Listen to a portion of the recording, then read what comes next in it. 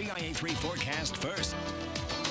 Hey, good evening to you. Look at the clouds building back in. That's our Flooring America Gibson Area Hospital camera. See those clouds here? We had some sunshine, but now those clouds are about to produce a little bit of rain. Take a look here. Rain down to the south, getting closer to I-70, far southern Illinois and Indiana. Seeing those showers push in here tonight, and we're going to see more rain through the day tomorrow. Temperatures not bad, pretty comfortable. We're in the mid-70s right now, and we're dry through this evening. No issues on the commute home, but temperatures hovering in those 60s through 10 o'clock. We'll talk about when those rain chances really start to increase coming up here in a little bit, so stick around. WCIA3 News starts right now. You're watching your local news leader. This is WCIA3 News at 5. It's the Democrats that are getting the state's fiscal house in order. The House and Senate approved a new state budget late last night. Good evening. I'm McLeod Hageman. And I'm Jennifer Roscoe. Lawmakers worked late last night into early this morning to reach a deal, but no Republicans voted for it. Our Capitol Bureau Chief Mark Maxwell is live in Springfield, where the Senate is still working in overtime. Mark, this budget is thousands of pages long. Do we have any idea what's in it? Jennifer, House and Senate Democrats, even the governor's office, are still combing through those thousands of pages to print out the final takeaways of what's in it. What we know, no new income taxes in the state, and Governor Pritzker backed off many of his threats to slash the private school tax credits or the tax credits for the Blue Collar Jobs Act, for example. However, several big businesses that pay had some corporate tax breaks. The state is going to phase out about $650 million of those. Business groups flinching at that price tag, calling it bad for job growth. But coming out of a pandemic, after the House Majority Leader Greg Harris and Governor Pritzker said we're still paying the full pension payment, still paying all the full education payment, this budget could have been a lot worse. A year ago, we were in the middle of a pandemic. The state was on lockdown. We were meeting in the Bank of Springfield Center. The economy was in free fall. Businesses were shut. There were no vaccines. It was a very different, scary world. Despite the greatest public health challenge in a generation, the bill backlog has been nearly eliminated, down to 30 days or less. We're paying our bills on time in Illinois and saving tens of millions of taxpayer dollars in interest. So where does the bill backlog stand today? Illinois managed to pay that stack of unpaid bills down from $16.7 billion down to $3.2 billion in less than 4 years' time. And how about that federal money coming from Congress in the American Rescue Plan? Illinois was in line for about $8.5 billion. We learned late last night, early this morning, the state's going to spend about $2.5 billion of that and hold some $6 billion in reserves to be spent at some later time. Republicans all voted against this plan, calling it reckless. Some saying there was pork projects built into it. We do know this: lawmakers gave themselves that annual pay raise that the courts have said they have to give themselves. That 3% raise also included in this budget. Reporting in Springfield, Mark Maxwell, WCIA3, your local news leader. Raises for lawmakers, always controversial to the people. All right, Mark, thank you so much. Students in Illinois are going to be learning more about Asian American history in their classrooms. Lawmakers passed the TEACH Act last night. WCIA3's Cole Hankey live in our Springfield newsroom. Cole, this is a first in the country, not just for Illinois. Yeah, this will be the first time that a state will successfully require public schools to teach Asian American history in their curriculums. Now, the groups that helped write this legislation are hoping that by educating children more about Asian American history and in the world, it will help children understand each other better and help eliminate discrimination. That starts with recognizing the accomplishments of people that for a long time were forgotten by the history books. They see themselves in the history books. They see the legacies, the contributions in the history books.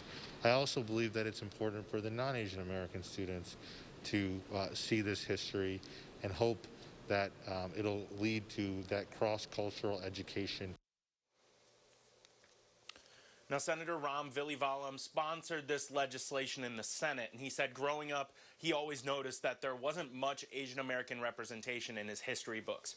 He said today that he is proud to help make this change. Now, this bill also passed shortly after President Biden signed his anti-Asian hate crime laws that would make it easier for people to report hate crimes in multiple languages. Reporting in Springfield, I'm Cole Hankey, WCIA 3, your local news leader. Cole, thank you. Well, a judge declares Jim Root as the winner of the Macon County Sheriff's race 3 years after the election. However, the spot is currently held by Sheriff Tony Brown. Discovery of 2 uncounted ballots prompted an election contest and recount finalized on Friday.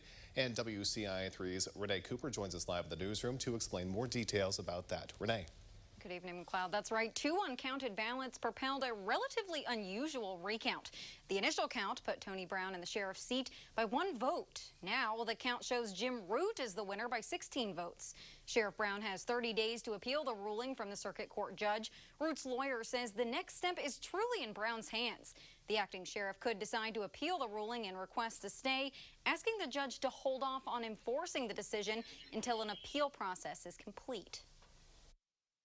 It is our position that Jim Root has been declared the winner, and there should be no reason to delay any further him taking office.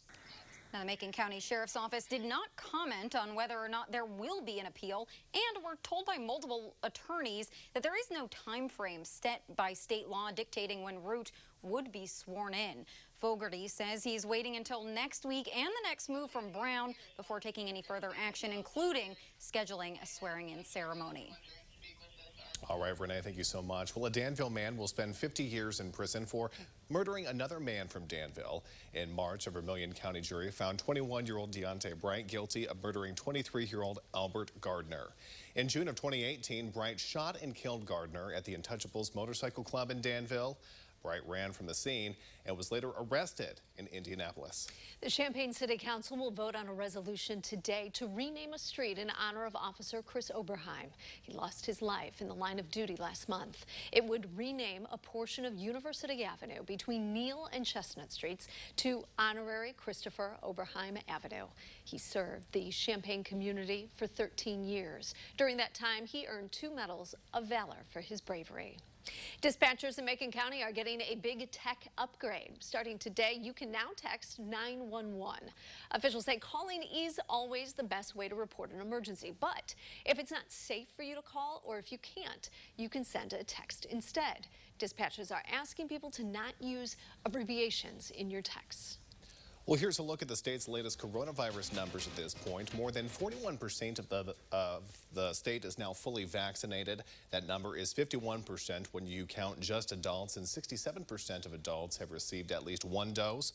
There are 401 new cases. 8 more people have died. The 7-day positivity rate is now down to 1.9%. Some good news there. And the Shield CHU COVID-19 program has expanded to all community members ages 8 and older. It's a free, non-invasive saliva-based testing service. Results are available within about 12 hours. If someone tests positive, they will get access to OSF Healthcare COVID-19 solutions. They will have the option to receive care virtually or in person. I think it's important to note that, although vaccines are becoming more widely available and more widely accepted, testing is still going to be very important to keeping this pandemic under control and getting us back to a normal state.